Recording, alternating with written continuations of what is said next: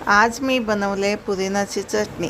पुदिनाची चटणीसाठी लागणारे साहित्य: पुदिना, ओलं खोबरं, लसूण, अद्रक आणि मग थोडंसं साखर, चवीपुरते मीठ, कढीपत्ता पण थोडंसं फ्लेवरसाठी घालायचं. तुम्हाला आवडत असेल तर तुम्ही घालू शकता, नाहीतर स्किप करू शकता. आणि मग मिरची तेवढं घालून मिक्सरमध्ये बारीक वाटून घ्यायचं.